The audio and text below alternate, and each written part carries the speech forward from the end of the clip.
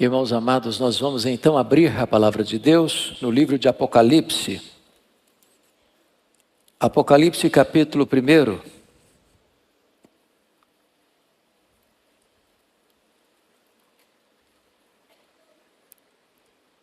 Apenas o verso 1.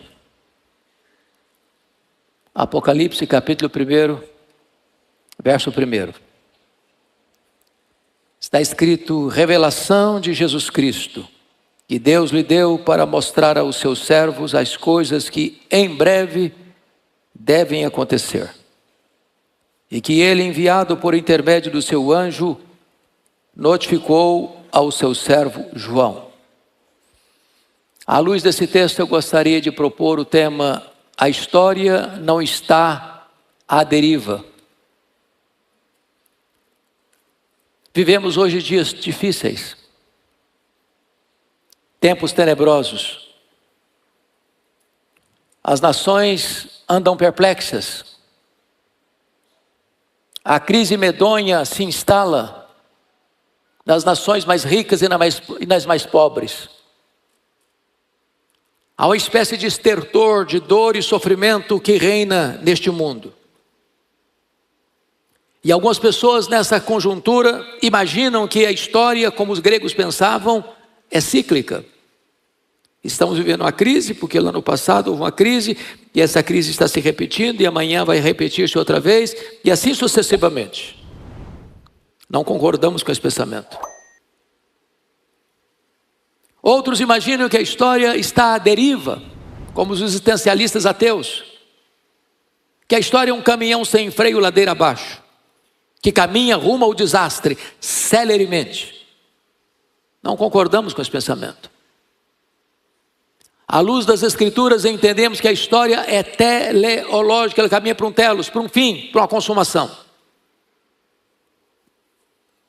É bem verdade que diante das crises medonhas que a igreja estava lidando, alguns imaginavam que não tinha esperança. Quando João é levado para esta ilha vulcânica do Mar Egeu, uma colônia penal, a igreja estava sendo massacrada, com fúria indomável. Os cristãos estavam sendo queimados vivos. Os cristãos estavam sendo jogados nas arenas para os cães morderem, para os touros pisarem, para os leões esfamados da Líbia devorarem. Os cristãos estavam sendo mortos pela espada dos gladiadores. Àquele tempo, os apóstolos de Jesus, todos, exceto João, já estavam mortos. E mortos pelo viés do martírio. Ao longo deste primeiro século, os homens que ocuparam o poder em Roma, na maioria, eram homens maus e perversos.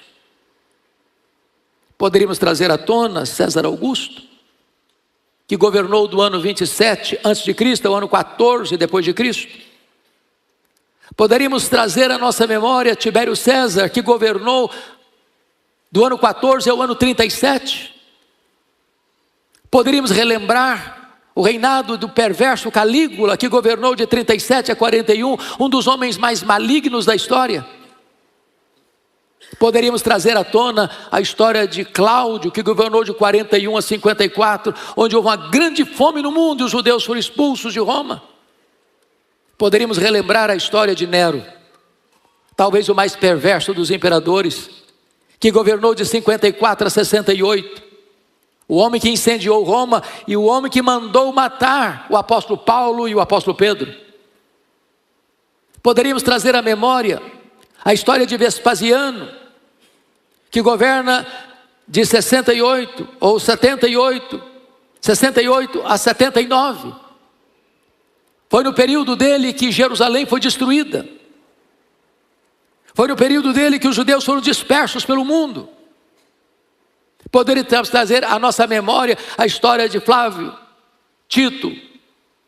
Tito Flávio, que governou de 79 a 81, o mesmo homem que destruiu Jerusalém.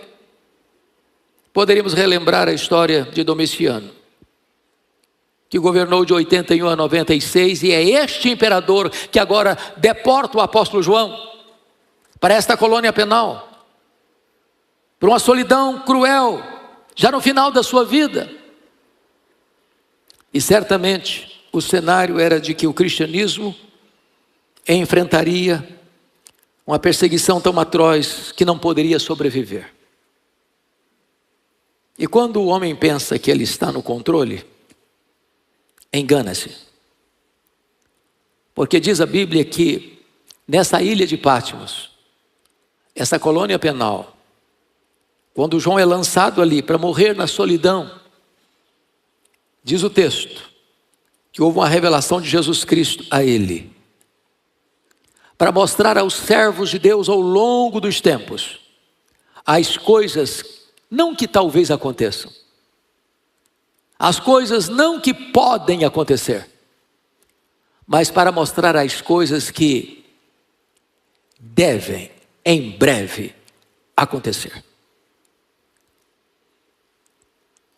E naquele cenário, era um dia de domingo, quando João vê atrás dele uma voz como de trombeta dizendo: o que vês, escreve em livros, manda às 7 igrejas. Ele se volta para ver quem falava com ele, ele não vê quem falava com ele, ele vê as 7 igrejas, os 7 candeeiros, e um semelhante a filho do homem no meio das igrejas, que andava no meio das igrejas. E ao contemplar o Cristo vitorioso, o Cristo ressurreto, o Cristo onipotente, seus cabelos eram brancos como a alva lã, seus olhos eram como chamas de fogo, seus pés eram como de bronze polido, suas mãos sustentavam a igreja, seu rosto brilhava como o sol na sua força. E diante de tamanha e esplêndida revelação, diz a Bíblia que João se prostra como morto aos seus pés. E o Cristo glorioso põe a mão direita sobre João e diz: João, não tenhas medo, eu sou o primeiro, eu sou o último. Eis que eu estive morto, mas estou vivo pelos séculos dos séculos, e tenho as chaves da morte e do inferno.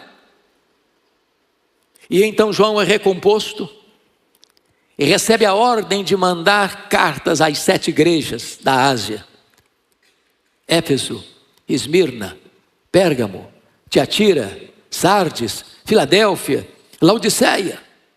Ao enviar essas cartas, diz o capítulo 4, versículo 1: depois dessas coisas eu olhei, e eis não somente uma porta aberta no céu, como também a primeira voz que ouvi como de trombeta falar comigo, dizendo: sobe para aqui, e eu te mostrarei as coisas que em breve devem acontecer. Os céus comandam uma terra, os céus determinam os acontecimentos da terra, a história não está à deriva. E quando João sobe, ele vê um trono, e alguém é sentado no trono, e ele não ousa descrever quem está sentado no trono, a não ser compará-lo com pedras preciosas. E ele vê ao redor desse trono seres celestiais, a igreja glorificada, que reconhece a grandeza desse Deus, e proclama: santo, santo, santo é o Senhor Deus o Todo-Poderoso, aquele que era, que é e que há de vir. Deus está no trono, Ele é soberano, Ele quem levanta reis, Ele quem depõe reis, Ele quem coloca reis no trono, Ele quem faz reis apiares no trono, Ele quem dá vida, Ele quem tira a vida, Ele quem exalta, Ele quem humilha, Ele quem pega o pobre necessitado do monturo e faz o assentar entre príncipes. Mas diz a Bíblia que João vê naquele que está sentado no trono um livro de todo escrito por dentro e por fora, de todo selado com 7 selos. O que significa esse livro? É exatamente o roteiro da história. Está na mão não do homem, não dos grandes deste século, mas está nas mãos de Deus. A história está nas mãos de Deus. A história não está à deriva. E então a pergunta foi feita, e uma pesquisa foi realizada nos céus, na terra e debaixo da terra: quem é digno de abrir o livro e desatar os seus selos? E pesquisaram no céu, e nenhum anjo, nenhum arcanjo, nenhum querubim, nenhum serafim foi encontrado digno, nenhum daqueles que já estão na glória foi encontrado digno de abrir esse livro e desatar os seus selos. E a pesquisa foi feita na terra, e nenhum rei, nenhum príncipe, nenhum soberano deste século, nenhum cientista, nenhum filósofo, nenhum sociólogo, nenhum religioso, nenhum homem, por mais afamado que seja, foi encontrado digno. que a pesquisa foi feita debaixo da terra e no inferno, e nenhum demônio foi capaz de também dar significado à história da humanidade. Diz a Bíblia que João chorava, e chorava muito, porque ninguém foi encontrado digno, nem de tomar o livro, nem de abrir o livro, nem mesmo de olhar para ele. E diz o texto, que o ancião se volta para João e diz: não chores, João, não chores. Eis que o leão da tribo de Judá, a raiz de Davi, venceu para abrir o livro e desatar os seus selos. E quando João olha para aquele leão da tribo de Judá, o que ele encontra é um cordeiro, como tendo sido morto, mas que ressuscitou. O digno procurado é o digno encontrado. E diz a Escritura que o Senhor, agora Jesus Cristo, Rei da Glória, toma esse livro. E a igreja o exalta. E os anjos se unem à igreja glorificada e o exaltam. E agora o universo inteiro se reúne, todos os seres dos céus, da terra, dos mares, de todos os cantos, de todos os lados, de todos os tempos, se unem num grande coral cósmico, numa grande orquestra, num grande oratório celestial, e diz: aquele que está sentado no trono e ao Cordeiro, seja a honra e a glória e o louvor pelos séculos dos séculos. E a partir desse momento, o Cordeiro começa a desatar os selos. E o que são os selos? São os eventos que vão acontecendo na história, que não pegam Deus de surpresa, que não colocam Deus contra a parede sem saber o que vai fazer. Os selos são abertos. A igreja de Cristo é perseguida. Vem as guerras, vem a fome, vem a perseguição. Mas é o Senhor Jesus quem dá o pontapé inicial para que a história avance. A história não está nas mãos dos homens, a história está nas mãos de Jesus. Nos capítulos 4 a 7 é a abertura dos 7 selos. É a perseguição do mundo à igreja. Vem os capítulos 8 a 11 de Apocalipse. E agora as trombetas tocam. E as trombetas tocam para anunciar o juízo parcial de Deus ao mundo que persegue a igreja. E quando essa trombeta toca, atinge os rios, os mares, a terra, os astros, os homens. Entendamos, o juízo sempre parcial. Sabe por quê?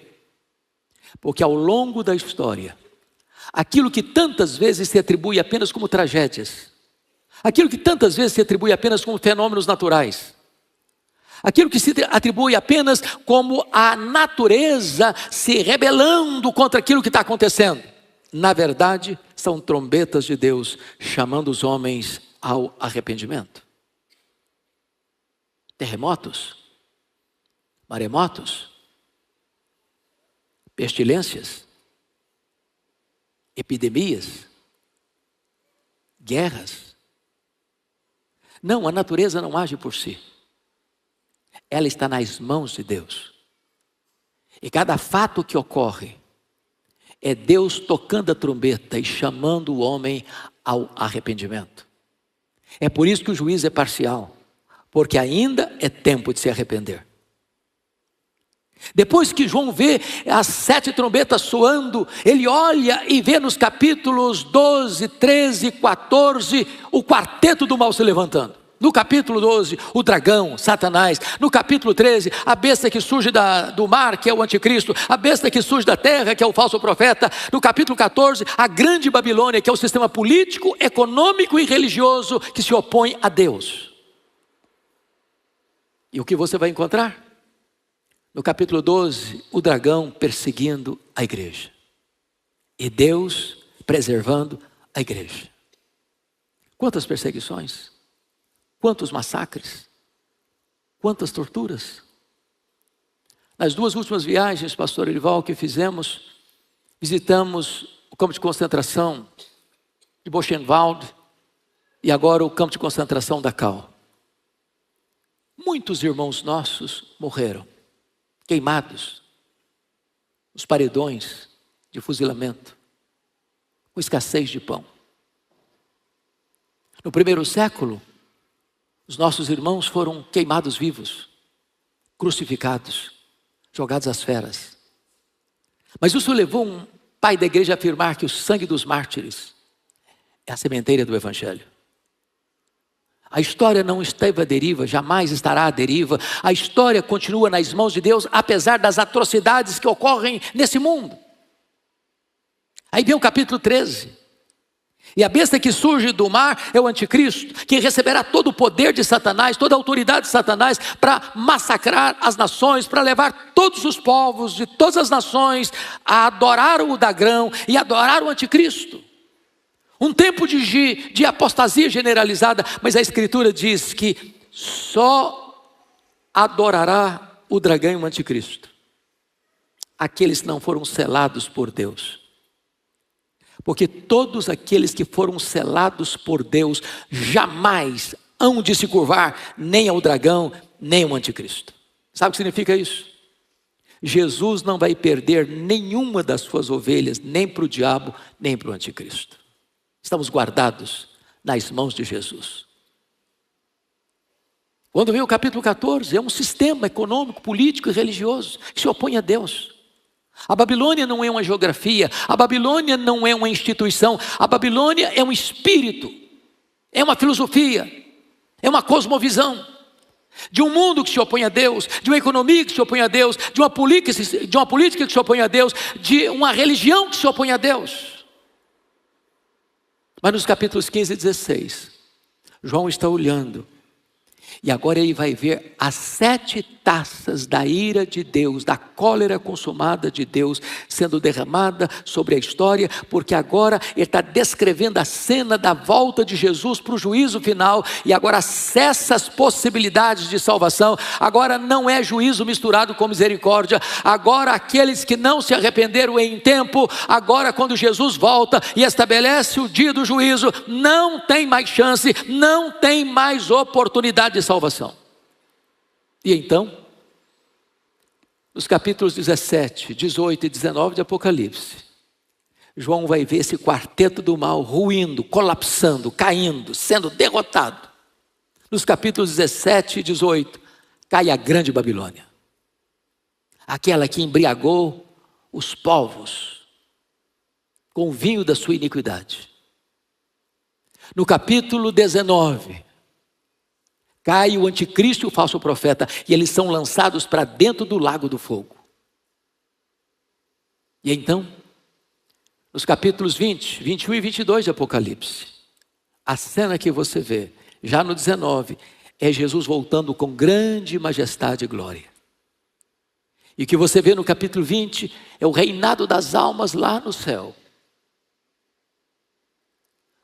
A limitação de Satanás, que embora tenha poder e seja tão ardiloso, e não ignoramos os seus desígnios, ele não pode impedir que aqueles que foram escolhidos por Deus, por quem Cristo morreu na cruz, ouçam o Evangelho e sejam atraídos irresistivelmente pelo Espírito Santo para crer no Evangelho. E Jesus afirmou: todo aquele que meu Pai me dá, esse virá a mim, e aquele que vem a mim, eu jamais lançarei fora. Bendito seja o Senhor. E então, ainda no capítulo 20, o que você vai encontrar é a grande cena do trono branco, do juízo final. Quando a Bíblia diz que todos hão de comparecer perante Ele. Os cemitérios mais antigos, as profundezas do mar, aqueles que foram carbonizados e as cinzas espalhadas pelos rios, aqueles cemitérios há muito esquecidos. Todos, sem exceção, grandes e pequenos, reis e vassalos, servos e chefes, empresários e empregados, religiosos e não religiosos, todos terão que comparecer perante o tribunal de Deus, quando o reto juiz vai julgar todos segundo as suas obras. Livros serão abertos, e todos serão julgados pelas suas palavras, pelas suas obras, pelas suas omissões, pelos seus pensamentos, e nenhum ser humano, por mais benemérito que seja, conseguirá absolvição, justificação nesse tribunal pelas suas obras. Mas um outro livro é aberto nesse tribunal. o livro da vida do Cordeiro. E diz a Bíblia que se alguém não foi encontrado com o nome no livro da vida, esse vai ser lançado para dentro do lago do fogo, onde já está o anticristo, o falso profeta, o diabo, a morte, o inferno e agora todos os ímpios. Numa linguagem bíblica, quando Jesus volta com grande poder para fechar as cortinas da história e consumar a história, Ele se assentará no seu trono e vai colocar todos os seus inimigos debaixo dos seus pés. E então a cena que você vê no capítulo 21 e 22 é que agora tem novos céus e nova terra. Agora todo o mal foi banido. Agora nada contaminado vai entrar lá. Agora os remidos entrarão nas bodas do Cordeiro. E o Senhor mesmo vai enxugar dos nossos olhos toda lágrima. Não haverá mais pranto, nem dor, nem luto, porque as primeiras coisas já terão passado. E então nós estaremos com Cristo. Agora com um corpo de glória, imortal, incorruptível, glorioso, poderoso, espiritual, celestial, semelhante ao corpo da glória do Senhor Jesus. E nós o veremos a sua face, e nós o serviremos, e nós reinaremos com Ele para sempre, e sempre, e sempre, e sempre. E as cortinas da história se fecham, a eternidade começa, porque Deus sempre esteve no comando da história. A história não está à deriva, a história está nas mãos do Senhor Jesus. E Ele a conduzirá ao triunfo final. Talvez você já leu tantos livros de filosofia, tantos livros de história de filosofia. Talvez você já leu tantos pensamentos humanos de que a história é conduzida pelos homens, ou a história está à deriva, como um caminhão sem freio ladeira abaixo. Mas saiba disso, a história não está à deriva. A história é teleológica. Ela caminha para um telos, para um fim, para uma consumação. E a vitória é de Cristo e da sua igreja. Hoje talvez o mal parece prevalecer. Hoje os poderosos deste mundo, com a alma empapuçada de maldade, parecem ter o controle. Mas certamente a mentira não vencerá a verdade. O erro não vencerá o acerto. A injustiça não vencerá a justiça. O diabo não vencerá Jesus. A igreja caminha vitoriosa, sobranceira, olhando firmemente para Jesus, o autor e o consumador da nossa fé. Mas não é apenas a história, coletivamente, que não está à deriva. A sua vida também não o está. Se hoje você pôr a sua confiança em Jesus. Porque se assim você o fizer, a promessa dele é que você vai caminhando de força em força até comparecer diante de Deus em Sião. Se você hoje se render a Jesus, a promessa que você tem, conforme o Salmo 73, é que Deus pegará você pela sua mão direita, guiará você com seu conselho eterno e receberá você na glória. Se você nesta manhã render-se ao Senhor Jesus, saiba disso, embora o mundo esteja atormentado pelos demônios, diz a Bíblia que os demônios não podem atormentar aqueles que têm o selo de Deus. E você, no dia que você creu em Jesus, você foi selado com o Espírito Santo da promessa, e a sua vida não está nas mãos do mal, a sua vida está nas mãos de Jesus. Apocalipse capítulo 13 diz que embora as nações e os reinos da terra vão se curvar e adorar o dragão e o anticristo, sem exceção, a exceção constitui início, o dragão não será adorado, o anticristo não será adorado por todos aqueles cujos nomes estão escritos no livro da vida. Você, no momento que creu, seu nome já estava lá, mas agora está claramente para você lá. Você está com seu nome no livro da vida, e o dragão e o anticristo não poderão seduzir o seu coração. A história não está à deriva. A história caminha para um fim e para a vitória retumbante de Jesus Cristo nosso Senhor. É a este Jesus que nós viemos adorar. É a este Jesus que nós declaramos que Ele é digno de toda a honra, de toda a glória, de todo o louvor, agora e pelos séculos eternos. A história não está à deriva. Que Deus nos ajude. E faremos a leitura dos versos 28 ao verso 39. Romanos 8, 28 a 39. O apóstolo Paulo escreve assim: sabemos que todas as coisas cooperam para o bem daqueles que amam a Deus, daqueles que são chamados segundo o seu propósito. Porquanto os que de antemão conheceu, também os predestinou para serem conformes à imagem de seu Filho, a fim de que ele seja o primogênito entre muitos irmãos. E aos que predestinou, a esses também chamou. E aos que chamou, a esses também justificou. E aos que justificou, a esses também glorificou. Que diremos, pois, à vista dessas coisas? Se Deus é por nós, quem será contra nós? Aquele que não poupou o seu próprio filho, antes por todos nós o entregou, porventura não nos dará graciosamente com ele todas as coisas? Quem tentará acusação contra os eleitos de Deus? É Deus quem os justifica. Quem os condenará?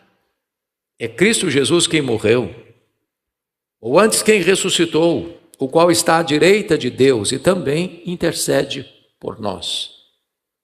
Quem nos separará do amor de Cristo? Será tribulação, ou angústia, ou perseguição, ou fome, ou nudez, ou perigo, ou espada? Como está escrito: por amor de ti somos entregues à morte o dia todo. Fomos considerados como ovelhas para o matadouro. Em todas estas coisas, porém, somos mais que vencedores por meio daquele que nos amou. Porque eu estou bem certo de que nem a morte, nem a vida, nem os anjos, nem os principados, nem as coisas do presente, nem do porvir, nem os poderes, nem a altura, nem a profundidade, nem qualquer outra criatura poderá separar-nos do amor de Deus que está em Cristo Jesus, nosso Senhor. Amém.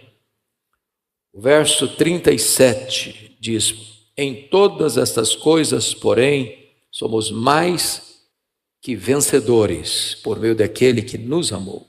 Mais que vencedores. Bom, o apóstolo Paulo está aqui nesta mais robusta epístola que escreveu. O grande manifesto cristão. A carta mais excelente que foi escrita pelo apóstolo Paulo, onde ele atinge as alturas excelsas, onde ele atinge o pináculo da revelação bíblica. E no texto em tela, ele mostra para nós que nós somos mais do que vencedores em Cristo Jesus. Não porque somos fortes, apesar de sermos fracos. Não porque conquistamos a vitória com a nossa força, habilidade, estratégia ou poder, mas porque esta vitória nos foi dada em Cristo Jesus. E no texto em pauta, Paulo vai retratar para nós esse plano perfeito de Deus, que não foi um plano B porque o A fracassou. Nem mesmo um plano costurado na história, porque foi concebido na eternidade. E ele vai dizer que nós sabemos disso. Isso é matéria de convicção, isso é artigo de fé. Não é a linguagem da conjectura hipotética, é a linguagem da certeza experimental. Nós sabemos que todas as coisas cooperam para o bem daqueles que amam a Deus. Com isso, Paulo está afirmando que você e eu não cremos em acaso. Nós não cremos em sorte, nós não cremos em azar, nós não cremos em determinismo cego, nós não cremos em misticismo, nós não cremos que a nossa vida está aí jogada de um lado para o outro ao sabor das circunstâncias. O que nós cremos é que Deus é soberano, que Ele está no trono, que Ele faz todas as coisas conforme o conselho da sua vontade, e que Ele está trabalhando para o nosso bem e não contra nós. Ainda que não entendamos, ainda que não sintamos, isso é um fato incontroverso. E agora o apóstolo Paulo vai nos oferecer aqui no texto algumas razões para isso. E o texto vai apresentar-nos 5 declarações eloquentes do apóstolo Paulo, para em seguida fazer 5 perguntas retóricas. O propósito do apóstolo Paulo nas 5 declarações e nas 5 perguntas é deixar meridianamente claro que nós em Cristo somos mais do que vencedores. E a primeira declaração que ele vai nos fazer está no verso 29. Quando ele diz: porquanto os que de antemão conheceu, também os predestinou para serem conformes à imagem de seu Filho, a fim de que ele seja o primogênito entre muitos irmãos. E este versículo está em resposta ao versículo anterior, porque o versículo anterior nos sugere uma pergunta intrigante. Se todas as coisas cooperam para o bem daqueles que amam a Deus, a pergunta é: que bem é esse? E a resposta insofismável é que o bem de que Paulo está falando não é saúde, não é prosperidade financeira, não é sucesso, não representa os aplausos da sociedade, nem mesmo as nossas conquistas as mais excelentes. O bem de que Paulo está falando e que Deus trabalha para ele, está postamente clara no verso 29. É que Deus predestinou a você e a mim para sermos uma pessoa parecida com Jesus, para sermos conformes à imagem de seu Filho. Se até hoje você teve alguma dúvida de qual é o plano de Deus para a sua vida, espero que doravante você não tenha mais essa dúvida. O grande projeto de Deus na sua vida é fazer de você uma pessoa parecida com Jesus. O grande projeto de Deus não é apenas levar você para a glória. O grande projeto de Deus na sua vida é transformar você à imagem do Rei da Glória. Deus predestinou você para isso. Isso é um plano eterno de Deus na sua vida. Então não permita que a dúvida assalte a sua mente, não permita que a incredulidade se assente no trono do seu coração. Entenda isso: Deus tem um projeto eterno na sua vida, e o projeto eterno de Deus na sua vida é fazer de você uma pessoa parecida com Jesus. A segunda declaração está no verso 30, quando ele diz: e aos que Deus predestinou, a esses também chamou, aos que chamou, a esses também justificou, e aos que justificou, a esses também glorificou. Aqui nós temos os elos da corrente da graça. E Paulo começa com Deus e não com o homem, com a eternidade e não com o tempo. Ele diz: aos que Deus predestinou. Eu sei que a palavra predestinou é uma palavra que provoca algumas reações meio estranhas em muitos corações ainda hoje. Nós temos uma espécie de resistência a essa ideia. Mas a pergunta simples é esta: quem escolhe quem? Somos nós quem escolhemos a Deus, ou é Deus quem nos escolhe? E a resposta óbvia de todas as Escrituras é Deus quem nos escolhe. Jesus diz: não fostes vós que me escolhestes a mim, pelo contrário, eu que vos escolhi a vós outros. Bom, eu não poderia escolher Deus por uma razão simples: eu estava morto nos meus delitos e pecados. E um morto não sente, não age, não reage. Ou ele recebe vida, ou ele permanece morto. Mas Deus não me escolheu e não escolheu a você, porque lá na eternidade Ele previu que eu ia crer em Jesus, então me escolheu por isso.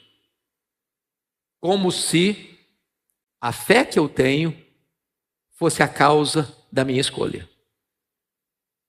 O que a Bíblia me ensina é que todos quantos foram destinados para a vida eterna creram, de tal maneira que a escolha divina é a causa da minha fé e não consequência da minha fé. Deus não me escolheu porque Ele previu que eu ia fazer boas obras, ou previu que eu ia ser santo. Não, a Bíblia diz que Ele nos escolheu em Cristo antes da fundação do mundo para sermos santos e irrepreensíveis. O que traz glória para o nome de Deus é o fato de que Deus planejou a sua salvação, Deus executou a sua salvação e Deus consumará a sua salvação. Tudo provém de Deus, para que toda a glória pertença a Deus. Em outras palavras, nenhum de nós vai poder chegar no céu e dizer: Deus, eu vim aqui receber o que eu mereci. Eu vim aqui receber a minha medalha de honra ao mérito. Eu vim aqui porque eu fiz por onde ser salvo, então eu vim aqui receber o que eu tenho direito. Toda pessoa que adentrar pelos umbrais da casa paterna, do céu de glória, só entrará lá por uma razão simples: foi graça. Foi somente graça. Foi porque Deus me escolheu antes da fundação do mundo. Então o apóstolo Paulo, depois de afirmar que Deus tem um projeto eterno na sua vida, que é fazer de você uma pessoa parecida com Jesus, ele diz que esse Deus escolheu você para a salvação, e ele prossegue dizendo o seguinte: e aos que Deus predestinou, a esses Deus também chamou. Essa é a terceira declaração: Deus chamou você. Isso é maravilhoso, irmãos, porque foi Jesus quem disse: as minhas ovelhas ouvem a minha voz e me seguem.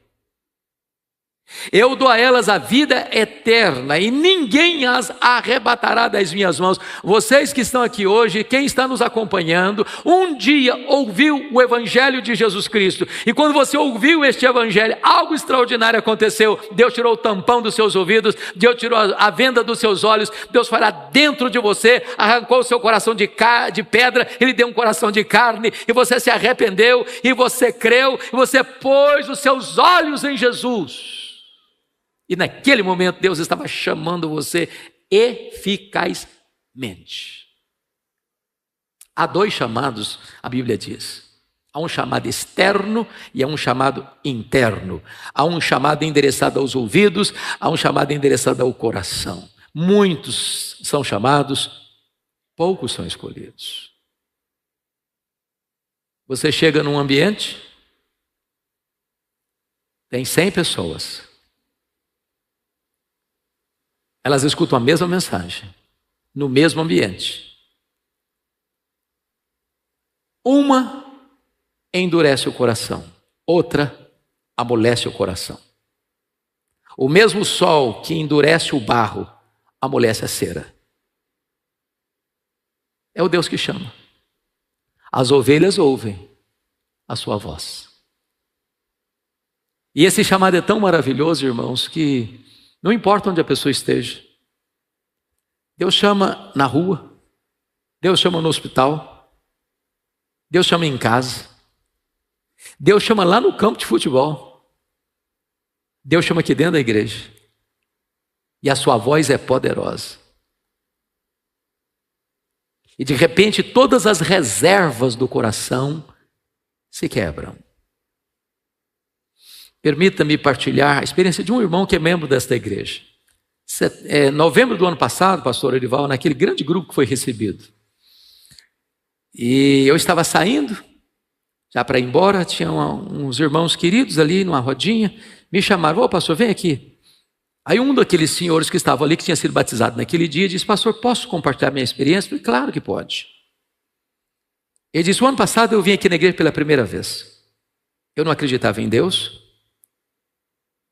mas a minha filha era membro da igreja e sempre me convidou para vir, e eu nunca aceitei o convite. Mas um dia eu disse: filha, hoje eu vou, você está insistindo tanto, eu vou. E nesse dia, eu fiz algo que não é muito comum, mas acontece de vez em quando. Eu subi para pregar e disse assim: meus irmãos, eu preparei o sermão, mas eu não vou pregar o sermão que eu preparei, eu vou mudar meu sermão. O pastor Orival faz isso, eu também faço de vez em quando. E o Orival de vez em quando me sugere: não hesite em mudar o sermão se preciso for. E aquele irmão me disse então assim: pastor, aquele dia parecia que só tinha eu no auditório. Eu era um ateu e naquele dia Jesus mudou a minha vida. Eu me converti no primeiro culto que eu vim. E hoje eu fui batizado. Sabe por quê? Porque a voz dele é poderosa. Ele chama eficazmente. Eu já contei essa experiência aqui, mas por amor aos que estão nos visitando hoje pela primeira vez, eu vou repetir essa experiência. Eu estava em Vitória numa segunda-feira no gabinete pastoral. Quando bate à porta um senhor dos seus 30 e poucos anos. E ele disse: pastor, eu posso falar com o senhor? Eu falei: mas é claro que pode. Ele disse: eu estive aqui na igreja ontem, no domingo à noite. Eu falei: que bom que o senhor veio. O senhor é muito bem-vindo aqui. Ele disse: mas eu não vim participar do culto. Eu falei: mas como assim? Então o senhor veio fazer o quê? Ele me respondeu: eu era um traficante. Eu vim ontem roubar um carro. Os carros ficavam na rua. Ele disse: enquanto eu olhava que carro eu levaria, eu escutei uma música que brotou do templo. E eu fui atraído irresistivelmente pela música. Do jeito que eu estava, com o meu revólver 38 na cintura, eu entrei. E quando eu entrei, a palavra de Deus foi uma flecha no meu coração. Eu desatei a chorar. Eu saí daqui chorando para casa. Quando a minha esposa me perguntou, ao me ver chegando em lágrimas: o que aconteceu? Alguém te machucou? Alguém te feriu? Eu respondi para ela: não, mulher, aquele homem que você conhecia não existe mais. Jesus transformou a minha vida. Ricardo é esse homem. E eu tive o privilégio de acompanhá-lo vários anos, firmado na graça de Deus. Sabe por quê? Porque Jesus chama. Aos que Deus predestinou, a esses Deus também chamou. Mas há uma quarta declaração nesse texto. E aos que Deus chamou, a esses Deus também justificou.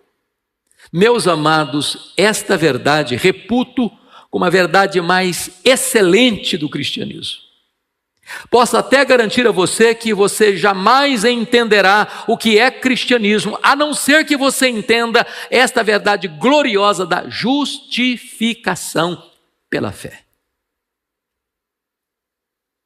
Justificação é um ato, não é um processo.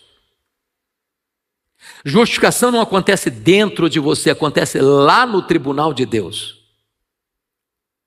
Justificação não tem graus, não tem ninguém mais justificado do que o outro. Ou você está justificado ou não está justificado. É um ato declaratório de Deus. No momento em que você creu no Senhor Jesus, Deus declara lá no seu tribunal você justo. Como assim? Deus declara você justo. Na verdade, é que 3 coisas acontecem com você nesse momento. Primeiro, Deus não coloca sobre a sua vida, a sua dívida, o seu pecado. Deus estava em Cristo reconciliando consigo o mundo, não imputando aos homens as suas transgressões. Segundo, Deus pega a sua dívida, Deus pega o seu pecado, que não foi colocado sobre você, e coloca tudo isso sobre Jesus, o seu Filho. Deus lançou sobre ele a iniquidade de todos nós. Ele foi feito pecado por nós. Ele foi feito maldição por nós. Ele carregou sobre o seu corpo no madeiro os nossos pecados.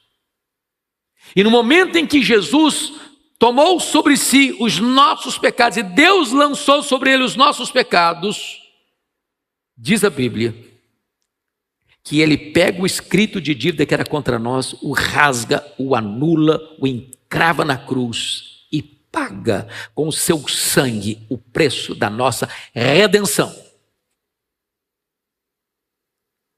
E se não bastasse isso, porque agora a dívida foi paga, em terceiro lugar, Deus vem lá na ficha do tribunal do céu. Além de não ter mais dívida, além de não ter mais pecado, agora Deus faz um depósito de valor infinito na sua conta. Toda a justiça de Cristo é depositada na sua conta. De tal maneira que quando Deus puxa sua ficha lá no tribunal do céu, está escrito: não deve mais nada. Não tem mais débito. Nenhuma condenação há mais para aquele que está em Cristo Jesus, mas ao contrário, tem um depósito infinito aqui, tem um saldo infinito aqui. Toda a justiça de Jesus, o meu filho, está na sua conta. De tal maneira que quando Deus olha para você, não vê mais o seu pecado, Ele vê a justiça de Cristo imputada a você, colocada na sua conta. Isso é justificação. No dia que você entende isso, termina o medo, termina a culpa. O chicote do inimigo não consegue atingir você mais. Porque agora você está quites com a lei de Deus, você está quites com a justiça de Deus, você está justificado. A quinta declaração que Paulo vai fazer, está aí no versículo 30, e aos que Deus justificou, a esses Deus também glorificou. Isso é intrigante, sabe por quê? Porque minimamente o entendimento da língua portuguesa leva você a compreender que o verbo glorificar está no pretérito perfeito. E o pretérito perfeito significa que o fato está o quê? Consumado. Mas eu pergunto a vocês, estamos já glorificados? Historicamente não. Só seremos glorificados quando Jesus voltar em glória. Então perguntamos, será que Paulo errou na teologia ou na gramática? A resposta é nem na teologia nem na gramática. É que se você foi conhecido por Deus de antemão, se você foi predestinado por Deus, se você foi chamado por Deus, se você foi justificado por Deus, na mente de Deus e nos decretos de Deus, você já está no céu. É um fato consumado na mente de Deus, nos decretos de Deus. Em outras palavras, a sua salvação está assegurada, e assegurada por Deus. Dito isto, Paulo transiciona das 5 declarações para as 5 perguntas retóricas. Com o mesmo propósito, dar a você a garantia de que você em Cristo é mais do que vencedor. Primeira pergunta, versículo 31.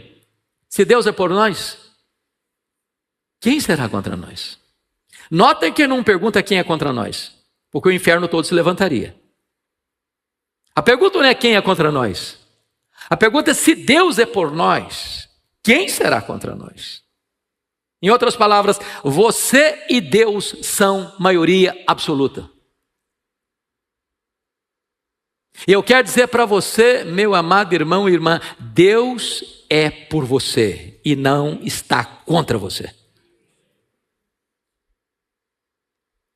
Segunda pergunta, versículo 32.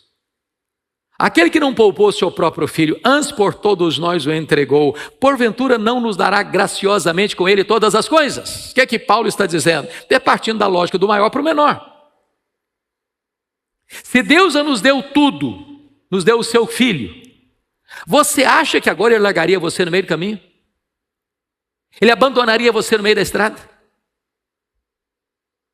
O próprio Paulo responde noutra carta: aquele que começou a fazer boa obra em vós há de completá-la até o dia de Cristo Jesus. Se ele já deu a você o seu filho, nada lhe faltará para que a consumação desta salvação seja absolutamente assegurada e garantida.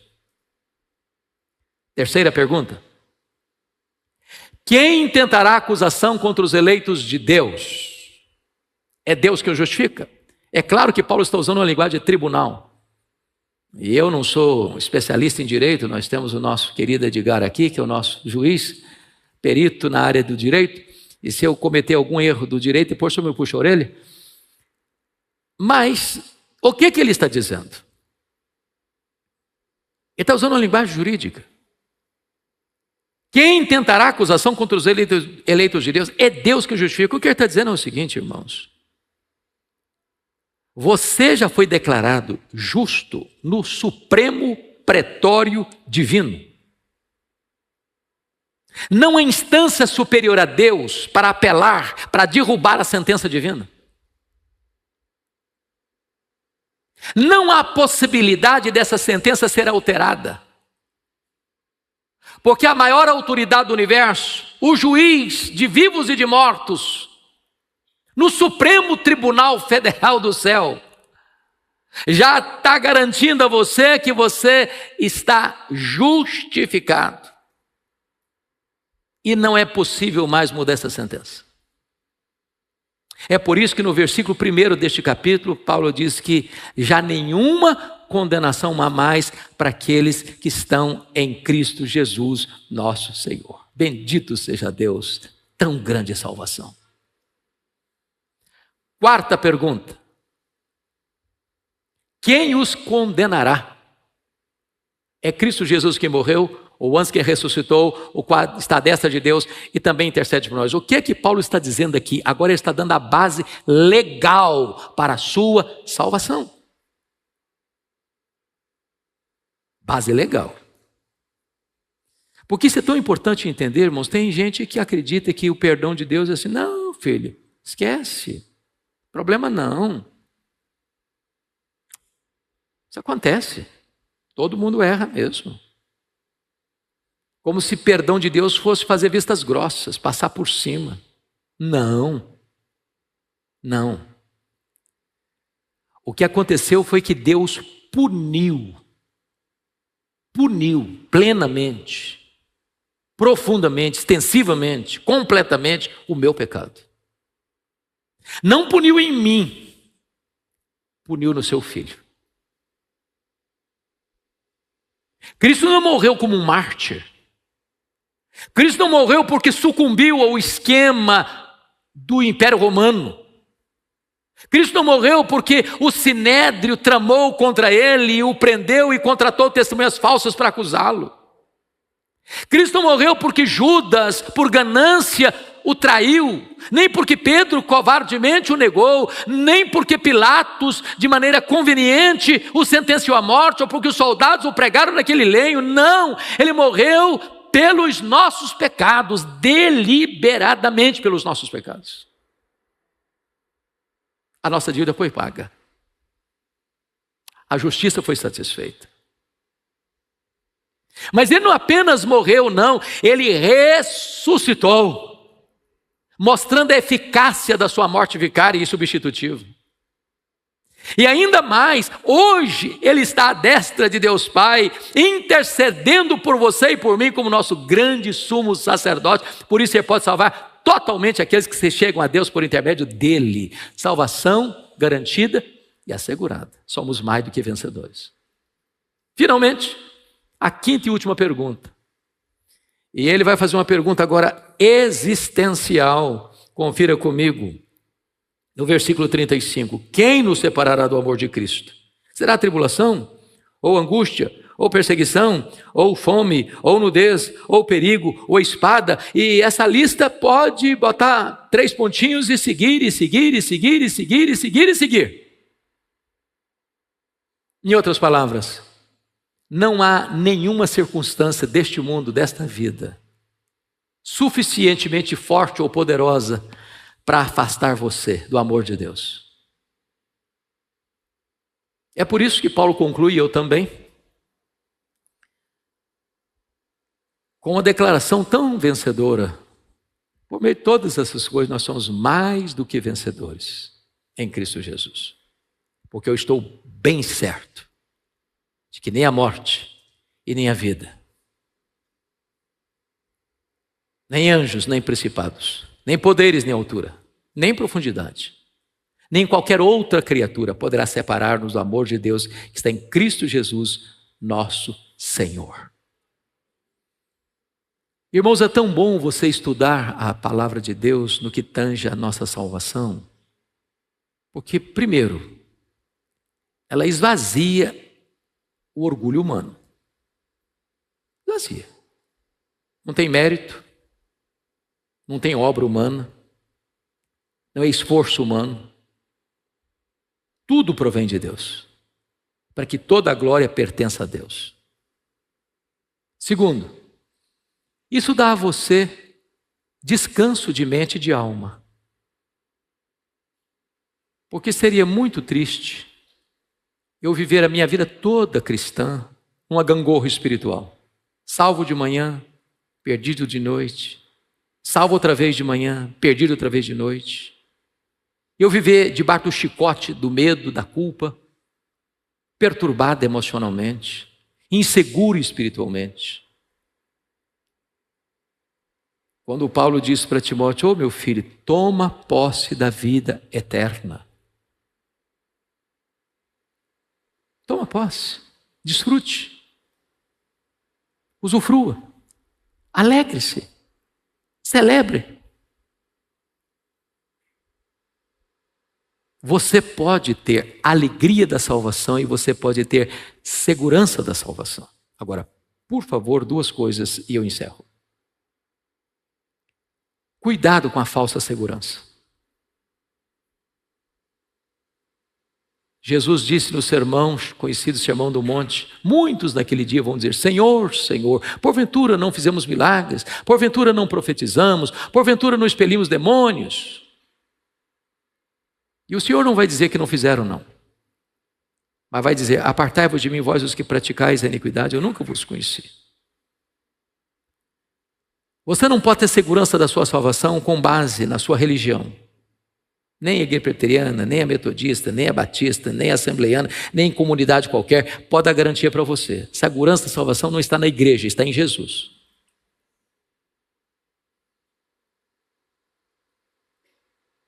Então há um perigo de uma falsa segurança. O segundo problema é a pessoa estar salva e achar que não está. Ela está salva, porque se ela creu em Jesus, ela está salva. Mas ela não vive desfrutando dessa segurança. E a gente se priva de um privilégio tão grande, que dá descanso para a alma. Porque nas turbulências da vida, nos vales mais escuros da vida, essa certeza é tão importante. Para dizer como Paulo: eu sei em quem eu tenho crido. E eu estou certo de que Ele é poderoso para guardar o meu tesouro até o dia final. Que Deus nos abençoe.